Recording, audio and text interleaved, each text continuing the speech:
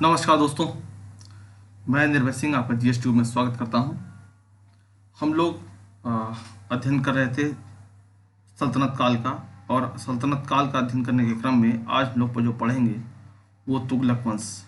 इसके पहले हम लोग गुलाम और खिलजी पढ़ चुके हैं।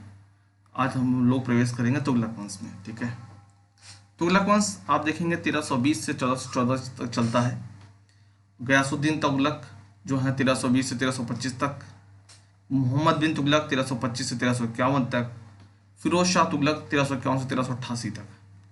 लेकिन 1388 से 1414 तक जो है, आपको इतिहास में कोई खास खास क्या बिल्कुल भी नहीं। किसी भी लेवल पर अगर आप एग्ज़ाम की तैयारी कर रहे हैं तो आपको पढ़ने को नहीं मिलेगा, और ज़रूरी भी नहीं है, मिलता भी नहीं है। ठीक है, हाँ, आप कोई पीएचडी कर रहा हो तो उसकी बात अलग है, उसकी बात मैं नहीं कह रहा हूँ। ठीक है, लेकिन आपको ये मैं बता क्यों रहा हूँ, आपको मैं इसलिए बता रहा हूँ, आपको ये ना लगे कि सर ने बताया नहीं। ठीक है, कई बार आदमी को लगता है कि अरे सर ने बताया नहीं, तो सर ने बताया नहीं ऐसा आप नहीं सोचेंगे।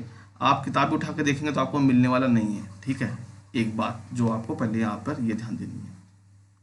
आगे अब हम लोग को यहाँ पर तुगलक वंश में 3 शासक पढ़ने हैं, और तीनों ही बहुत इंपॉर्टेंट हैं तुगलक वंश में। ठीक है, मैंने आपसे कल ही कहा था खिलजी और तुगलक बहुत इंपॉर्टेंट है। ठीक है, तो चलिए तुगलक में सबसे पहले पढ़ते हैं गयासुद्दीन तुगलक को, जो कि 1320 से 1325 तक गद्दी पर बैठा।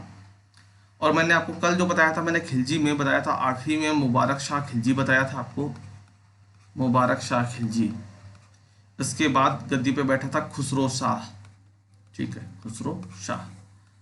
मैंने आपसे कहा था कि खुसरो शाह एक परिवर्तित मुसलमान था, कन्वर्टेड मुस्लिम था, और उसने मुबारक शाह खिलजी जो सुल्तान था उसकी हत्या भले कर दी, लेकिन जो दिल्ली की जनता है वो संतुष्ट नहीं थी, या कहें कि सरदार संतुष्ट नहीं थे। अब संतुष्ट नहीं है, कोई बात नहीं। अब लेकिन गद्दी किसको दी जाए, तो उपयुक्त समझा गया गाजी मलिक को, गयासुद्दीन तुगलक को। ठीक है, उपयुक्त क्यों समझा गया उसका भी कारण सुन लीजिए। अलाउद्दीन खिलजी के समय मैंने आपसे बताया था कि सबसे ज़्यादा मंगोल आक्रमण हुए थे, और सबसे ज़्यादा मंगोल आक्रमण हुए थे तो सबसे उनको रोकने का काम किसने किया, तो इसी गाजी मलिक ने रोकने का काम किया। ठीक है, तो दिल्ली की जो जनता है, जो दरबार जो है, वो सब सहमत था इसके नाम पर। तो खुसरो शाह को हटा करके इनको ये शासक बना कौन, गयासुद्दीन तुगलक। गाजी की उपाधि धारण करने वाला ये पहला दिल्ली का सुल्तान है। अच्छा, गाजी की उपाधि क्या होती है? देखिए, गाजी जो उपाधि है, जो काफिर होता है, काफिर काफिर काफिर का सर का जो कलम करने वाला है वो गाजी की उपाधि धारण करता है। काफिर कौन था? खुसरो शाह मान लीजिए, या मंगोल को भी मारा है जिसने, उसके बाद भी इसको गाजी मलिक की उपाधि मिली थी। तो आप कुछ भी मान लीजिए, लेकिन पॉइंट ये है कि इसकी गाजी की उपाधि थी, और दिल्ली का ये पहला शासक था जिसने गाजी की उपाधि धारण की। ठीक, काफिर कौन है? जो इस्लाम को नहीं मानता है, जो इस्लाम के नियमों को नहीं मानता है, वो काफिर है। ठीक है, अलाउद्दीन की लगान व्यवस्था को उसने समाप्त किया। लगान व्यवस्था को समाप्त करने लायक भी थी। देखिए ना, 50% टैक्स ले रहा था वो, अगर आपको याद हो तो, अगर आपने पढ़ा हो, याद हो तो। इसने 50% वाला सिस्टम हटाया, 50% वाला नहीं चलेगा मामला। ठीक है, इसने राजस्व की दर 50% घटा के क्या कर दी, 1/3, और ये रीजनेबल है उस समय। ठीक है, आज 5-10%, 20%, 5-10% है, 20% है, या 30% का भी स्लॉट है, और ये उस समय भी 1/3 ही थी। ठीक है, तो इस तरीके से देखने की जरूरत है। सिंचाई के लिए नहर बनवाने वाला पहला शासक है ये। इसने डाक व्यवस्था को व्यवस्थित किया। डाक व्यवस्था पर सुनने में लगता है कि जैसे फालतू की चीज़ है। हाँ, निश्चित तौर पे आज के ज़माने में फालतू की चीज़ ही है, लेकिन उस समय बहुत बड़ी चीज़ थी। ठीक है, पूरा गुप्तचरी का काम इसी से होता था। ठीक, दिल्ली कई बार बसाई गई, कई बार जुड़ी। उसमें भी तुगलकाबाद जो है वो नगर बसाया किसने? गयासुद्दीन तुगलक ने। याद रखिएगा, तुगलकाबाद गयासुद्दीन तुगलक ने बसाया। अब गयासुद्दीन तुगलक के मृत्यु के पीछे तो बहुत सारी कहानी, उस कहानी में मैं नहीं जा रहा हूँ। इतना समझिए कि इनका टकराव था निजामुद्दीन औलिया से। निजामुद्दीन औलिया कौन? निजामुद्दीन औलिया, अरे वही जो खुसरो के गुरु थे ना। ठीक है, पीर मुर्शिद हो, तो जो पीर थे वही निजामुद्दीन औलिया, इनसे टकराव था। लड़ाई इन लोग की बनती नहीं थी। क्यों नहीं बनती थी उसके डिटेल में मैं नहीं जा रहा हूँ, ठीक है, क्योंकि ज़रूरत ही नहीं है। इतना समझिए कि गयासुद्दीन तुगलक की मृत्यु हुई और मृत्यु के बाद मोहम्मद बिन तुगलक गद्दी पर बैठा, ठीक है। बंगाल से विजय अभियान करके आ रहा था। दिल्ली के पास अफगानपुर में सेलिब्रेशन चल रहा था भाई बंगाल जीत का, और वहाँ पर जो लकड़ी का महल बना हुआ था वो इनके ऊपर गिर गया। वहाँ हाथियों का डांस हो रहा था, किसी हाथी से धक्का लग गया होगा, गिर गया होगा, तो मोहम्मद बिन तुगलक की मृत्यु हो गई। सॉरी, गयासुद्दीन तुगलक की मृत्यु हो गई। गयासुद्दीन तुगलक की जब मृत्यु हो गई तो कुछ इतिहासकारों ने कहा कि ये मोहम्मद बिन तुगलक ने इसे मरवाया है ताकि वो खुद राजा बन सके, और कुछ लोग यहाँ तक कहते हैं कि निजामुद्दीन औलिया से इनका टकराव था। निजामुद्दीन औलिया का वो ये परेशान कर रहे थे, तो उन्हीं की आह से ये मर गए। मतलब उन्होंने कहा कि गयासुद्दीन तुगलक ने उनसे कहा था कि जितना पैसा आपको दान में मिला है खुसरो शाह से, इससे वो आप वापस कर दीजिए, और वापस करने का समय दिया होगा। बंगाल चला गया, बंगाल से लौट के आया तो उसने कहा कि कल तक मैं दिल्ली पहुंच जाऊंगा, आप कल पूरा जितना आपको मिला है वो खुसरो शाह से दान वो वापस कर दीजिए। तो इन्होंने कहा कि भाई दान जिसका था उसको दे दिया, जिसका था मतलब गरीबों का था, पब्लिक का था, उसको दे दिया। तो इन्होंने कहा कल मैं आ रहा हूँ, कल आपसे वसूली होगी। तो इन्होंने कहा हुनूस दिल्ली दूरस्त, मतलब दिल्ली अभी दूर है। तो कुछ लोग कहते हैं कि भाई मोहम्मद बिन तुगलक की वजह से मरा, उसने षड्यंत्र किया था। कुछ लोग कहते हैं कि निजामुद्दीन औलिया की आह लग गई। अब जो भी हो उससे नहीं मतलब है। गयासुद्दीन तुगलक मर गया और मोहम्मद बिन तुगलक राजा बना, शासक बना। मोहम्मद बिन तुगलक के समय में इब्न बतूता आया। इब्न बतूता बहुत इंपॉर्टेंट है यात्री, अफ्रीकी यात्री है, मोरक्को से आया है और बहुत इंपॉर्टेंट है, 1333 में आया है। तो ये कहाँ से है? तो ये अफ्रीकी यात्री है। इसकी एक पुस्तक है रेहाला, रेहाला, ये इंपॉर्टेंट है, पूछी जाती है, याद रखिएगा। मोहम्मद बिन तुगलक के समय में जो दिल्ली सल्तनत थी वो सबसे लंबा उसकी सीमा थी, सबसे बड़ा उसका विस्तार था, सबसे विस्तृत साम्राज्य था, ठीक है। और विस्तृत साम्राज्य था इसीलिए सबसे ज़्यादा विद्रोह भी नहीं हुए। 2 बार लिख दिया सर्वाधिक विस्तृत साम्राज्य, सर्वाधिक विस्तृत साम्राज्य, हाँ 2 बार लिख दिया भाई, हटा दीजिए एक बार। तो सर्वाधिक विद्रोह लिख दीजिए, सर्वाधिक विद्रोह भी इन्हीं के समय में हुआ, सर्वाधिक विद्रोह भी इन्हीं के समय में हुआ। विद्रोह की स्थिति यह है कि 1336 ईस्वी में हरिहर और बुक्का ने विजयनगर राज्य की स्थापना की। दक्षिण भारत में विजयनगर राज्य की स्थापना की, मतलब अगर आप मैप में इस तरीके से देखना चाहें, हरिहर और बुक्का ने यहाँ पर जो है वो राज्य की स्थापना की, ठीक। और इतना ही नहीं, बहमनी साम्राज्य की भी स्थापना हुई। बहमनी यहाँ लिखा नहीं है, लिख देता हूँ। बहमनी साम्राज्य किसने किया? तो अलाउद्दीन हसन बहमन शाह, 1347 में। अलाउद्दीन हसन बहमन शाह, 2 बार बोल दिया है, सुन करके लिख लीजिएगा, ठीक है। अच्छा, अब सबसे ज्यादा इनके यहाँ विद्रोह हो रहा था, तो विद्रोह कंट्रोल करना है, तो इन्होंने राजधानी परिवर्तित करने का प्लान बनाया कि राजधानी ट्रांसफर करेंगे दिल्ली से, कहाँ? दौलताबाद, यहाँ। अब इनको लग रहा था कि हमारा साम्राज्य बड़ा है और सुदूर दक्षिण है, ये विंध्याचल रेंज को हम पार करके यहाँ पर जल्दी हम आक्रमण नहीं कर पाते हैं, उनको नियंत्रण स्थापित नहीं कर पाते हैं। चलो दिल्ली की जगह दौलताबाद को यहाँ पर राजधानी बना दें अगर हम, तो हमारे चारों दिशाओं में हम नियंत्रण स्थापित कर लेंगे, इधर से सब बराबर दूरी पड़ेगी और ये विंध्याचल रेंज वाला जो है मामला ये भी निपट जाएगा। मतलब दुरूह होता है ना भाई, देखिए सड़क अगर अच्छी नहीं है तो समय ज़्यादा लगता है, वो बात है।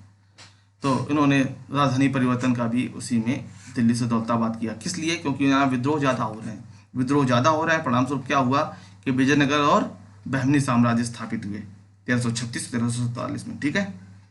अच्छा, सांकेतिक मुद्रा चलाई। सांकेतिक मुद्रा क्या? जैसे कि आज के समय में जो आप 2000 का नोट लेकर घूम रहे हो ना, वो 2000 का नोट अगर आप भारत से चले जाओ तो भारत के बाहर क्या है? कागज का टुकड़ा, वही तो, कुछ कोई कीमत तो है नहीं भारत के बाहर, भारत में जो कीमत है वो कीमत है, ठीक है। अब अगर वही 2000 के कीमत का सोना उसमें अगर लगा होता तो वो हर जगह मान्य होता, भारत में भी 2000 का माना जाता और कहीं भी चले जाओ आप 2000 का माना जाता। तो कहने का मतलब उस पेपर का जो टुकड़ा है, कागज़ का जो टुकड़ा है, उसकी कीमत अगर 2000 है तो इसलिए क्योंकि उसको सरकार मान रही है, ठीक है। इसी तरीके समझिए सांकेतिक मुद्रा का यही मतलब होता है कि भाई कुछ भी यहाँ तांबे का बनाया, कुछ भी पीतल का बनाया और यहाँ लिख दिया 500 रुपये, तो वो माना जाएगा कि भाई 500 रुपये ही है, ठीक है, भले उस तांबे की कोई कीमत ना हो। तो सांकेतिक मुद्रा का चलन इनके समय में हुआ और ये चलन आज भी चल रहा है। आपके पास सांकेतिक मुद्रा हम और आप इस्तेमाल करते हैं। खैर अब तो डिजिटल मुद्रा में आ गए। खैर दीवाने कोही यानी कृषि विभाग की स्थापना की इसने, ठीक है, कृषि विभाग की स्थापना की इसने। दो आब कहते हैं, दो पानी का क्षेत्र, आब कहते हैं पानी, मतलब गंगा यमुना का जो दो आब का एरिया है उसमें कर वृद्धि की, टैक्स को बढ़ाया इसने, ठीक है। यहाँ पर अच्छी बरसात होती है, नदी का पानी है, बाढ़ आता है तो उपजाऊ मिट्टी भी है, वर्षा भी अच्छी होती है, तो यहाँ पर फसल अच्छी होती है, तो इसने कहा थोड़ा टैक्स बढ़ा लेने में कोई दिक्कत नहीं है। हालांकि ये भी दांव इनका उल्टा पड़ गया। इसने खुम्स के नियम को पलटा। खुम्स के नियम मैं बता चुका हूँ अलाउद्दीन खिलजी के समय में कि 1/5 सुल्तान का होता है और 4/5 सिपाही का, लेकिन इसने क्या क्या पलट दिया कि 4/5 मेरा होगा, 1/5 सिपाहियों का, ठीक है। तो फिरोज शाह तुगलक उसके बाद गद्दी पर बैठा। मोहम्मद बिन तुगलक की मृत्यु के बाद फिरोज शाह तुगलक गद्दी पर बैठा। मोहम्मद बिन तुगलक बहुत इंपॉर्टेंट है, याद रखिएगा। इसी को पागल बादशाह भी कहते हैं, इसी को धनवानों का राजकुमार भी कहते हैं, ठीक है। तो ये सब मोहम्मद बिन तुगलक को कहा जाता है। अब आखिरी चलते हैं फिरोज शाह तुगलक के पास, देखते हैं फिरोज शाह तुगलक ने क्या किया है अपने समय में, ठीक है। ये हम लोग देखेंगे। अब यहाँ पर एक मिनट, मोहम्मद बिन तुगलक, हाँ, मोहम्मद बिन तुगलक ने वो बनाया है आदिलाबाद का किला, ये रह गया आदिलाबाद का किला, ठीक है, आदिलाबाद का किला। हो सकता है पूछ लिया जाए। फिरोज शाह तुगलक का 2 बार राज्याभिषेक हुआ। एक्चुअली में हुआ ये कि सिंध के अभियान पे गया था मोहम्मद बिन तुगलक, वहाँ मृत्यु हो गई और उसके बाद फिरोज शाह तुगलक ने एक बार वहाँ हुआ, फिर दिल्ली आकर के हुआ, तो 2 बार राज्याभिषेक हुआ। और खलीफा से इन्होंने होता है ना, मान्यता प्राप्त करना, 2 बार इन्होंने भी किया, एक बार मजा नहीं आया होगा भाई। इस्लामी करों को छोड़कर, इस्लामी कर कौन से होते हैं तो मैंने आपको बताया है, जजिया, जकात, खुम्स, खराज, इन 4 इस्लामी करों को छोड़कर इस सभी जो टैक्स है उनको समाप्त कर दिया। करीब करीब 24 टैक्स जो एक्स्ट्रा थे वो उसने समाप्त कर दिए। अच्छा, ब्राह्मणों से जजिया वसूल किया, ये काफी पूछा जाता है। ब्राह्मणों से जजिया वसूल किया, इसका क्या मतलब है? एक्चुअली में भारत में जजिया की अगर आप बात करेंगे तो जजिया ब्राह्मण से, महिला से, बच्चे से और पागल से नहीं लिया जाता था जजिया, ठीक है। ब्राह्मण से, महिला से, बच्चे से और पागल व्यक्ति से जजिया नहीं लिया जाता था, ठीक है। लेकिन इन्होंने ब्राह्मणों से जजिया लिया और यही एकमात्र है जिन्होंने ब्राह्मणों से लिया भी। तो फिरोज शाह तुगलक में जब आप पढ़ते हो तो ये इंपॉर्टेंट हो जाता है। इन्होंने 10% का सिंचाई कर लगाया, जिसे हक ए शर्ब कहा गया है। हक ए शर्ब सिंचाई कर है। इसके अलावा इन्होंने दीवान खैरात कहते हैं दान को, दान विभाग की स्थापना की। दीवान बंदगान मतलब गुलामों के लिए स्थापना की। रोजगार दफ्तर मतलब आज के समय में जो एम्प्लॉयमेंट एक्सचेंज होते हैं, जहाँ पर आप बेरोजगार होते हैं तो वहाँ जाके रजिस्ट्रेशन कराते हैं बेरोजगारी भत्ते के लिए। वैसे तो कोई रजिस्ट्रेशन नहीं कराता, लेकिन भत्ते के लिए आदमी करा लेता है। जब भत्ता सरकार अनाउंस करती है भत्ता मिलेगा तो, ठीक है। दारुल शफा एक तरीके से सरकारी अस्पताल, इन सब की स्थापना की किसने? तो फिरोज शाह तुगलक ने। ये बात अलग है, इतने अच्छे काम करने के बाद भी इसका ज़्यादातर जो लाभ था वो मुसलमानों के लिए था, ठीक है। उसने मुसलमानों के लिए ही कर रखा था। तो अब देखिए इसने बहुत सारे टैक्स समाप्त किए, तो अब टैक्स इनकम कहाँ से जनरेट की जाए?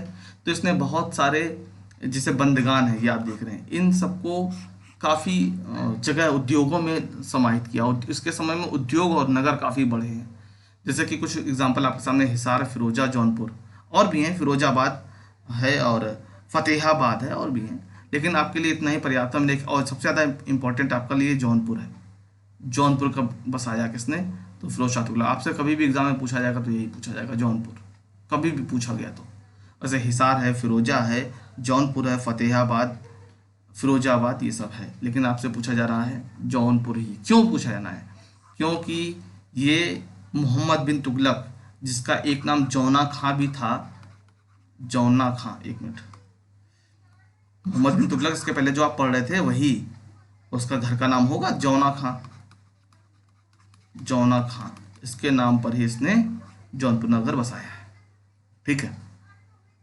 शिक्षा का व्यावसायिक पाठ्यक्रम लागू किया, मतलब ऐसे मानिए कि पॉलिटेक्निक मान लीजिए कि पढ़ तो लिए हो, ठीक है, कोई ना कोई रोजगार मतलब स्किल इंडिया जो प्रोग्राम है वो मान लीजिए इसने चलाया, ऐसा आप समझिए स्किल इंडिया, कि आप कोई ना कोई एक हुनर भी सीखिए। ठीक है, मैंने आपसे थोड़ी देर पहले ही कहा कि इसने जब टैक्स बहुत सारे लोगों का ये एक्स्ट्रा जो टैक्स थे वो सब समाप्त कराए, तो राज्य की राजस्व में बढ़ोतरी हो, घटोतरी ना हो, तो उसने बहुत सारे जो उद्योग थे उनमें काफ़ी इन्वेस्टमेंट बढ़ाया, बहुत सारे बाग बगीचे नहर सब काम कराया, ताकि राजस्व के और स्रोत बन सकें, उद्योग धंधे से और राजस्व आ सके। ठीक है, तो उसी के क्रम में ये भी था कि स्किल्ड लोग, सिर्फ पढ़े लिखे ना हो, 8-10 पढ़े हो, ठीक है, भाषा समझते हो, ठीक है, और आजकल हम सभी ग्रेजुएट करके बैठ जाते हैं, लेकिन एक्चुअल में किसी से पूछ लो ठीक से तो बता नहीं पाता है, और ना वो पढ़ाई का रह जाता है, और फिर सोचता है हम ग्रेजुएट हो गए हैं, हम बताओ दर्जी का वाला काम क्यों सीख लें, हम हलवाई वाला काम क्यों सीख लें, हम बढ़ई का काम क्यों सीख लें, फिर वो ना इधर का बचता है ना उधर का बचता है। तो कुल मिलाकर के स्किल इंडिया की तरह ये भी है शिक्षा का व्यावसायिक पाठ्यक्रम। फिरोज शाह तुगलक ने अपनी आत्मकथा लिखी है, क्या नाम है? फुतूहात ए फिरोज शाही। फुतूहात ए फिरोज शाही इसने लिखा है। ठीक है, इसके समय में इसने पीडब्ल्यूडी जो लोक निर्माण विभाग है, आज के समय में भी पीडब्ल्यूडी है ना, जितना निर्माण कार्य होता है उसी के पास है, इसके ने पीडब्ल्यूडी विभाग की भी स्थापना की है। ठीक है, तो फिरोज शाह तुगलक ने कुछ बनवाया नहीं है, हालांकि कुतुब मीनार, अलाई दरवाजा का मरम्मत कराई है, होता ना, एक्चुअली में कुतुब मीनार पर बिजली गिर गई थी। ठीक है, बिजली गिर गई थी तो वो पहले 4 मंजिला था, तो जब बिजली गिरी तो उसने 4 मंजिल की जगह ऊंचाई तो उतनी रखी, लेकिन 2 मंजिल उसको बनाई। तो कुल मिलाकर के ये सीन है फिरोज शाह तुगलक का। ठीक है, तो इसने निर्माण कराया, निर्माण नहीं कराया मतलब मरम्मत कराया, तो बहुत इंपॉर्टेंट नहीं है आपके लिए, जाने दीजिए। कुतुब मीनार हो गया, अलाई दरवाजा हो गया, जामा मस्जिद हो गया, इसने बनवाया नहीं है, मरम्मत करवाया है, मेंटेनेंस कराया। ठीक है, फिरोज शाह तुगलक के बाद आपको 1414 तक जो कमज़ोर शासक हैं उनको कुछ भी नहीं पढ़ना है, और उसके बाद आप सैयद वंश पढ़ेंगे। सैयद वंश भी बहुत इंपॉर्टेंट नहीं है, तो अगले वीडियो में सैयद वंश और लोधी वंश आपको एक साथ में फिनिश करूँगा। ठीक है, अगले वीडियो में। तो सैयद वंश बिल्कुल भी इम्पोर्टेंट नहीं है, मतलब इतना ही हो सकता है कि इसका संस्थापक कौन था, बस, ज़्यादा कुछ भी इम्पोर्टेंट नहीं है। वीडियो कैसा लगा ज़रूर बताइए, दोस्तों के साथ शेयर कीजिए, और चैनल को अभी तक सब्सक्राइब नहीं किया सब्सक्राइब कीजिए। कोई प्रॉब्लम आती है तो कमेंट करके आप अपने प्रश्न पूछ सकते हैं। मिलते हैं अगले वीडियो में, आप सभी का बहुत बहुत धन्यवाद, बहुत बहुत आभार।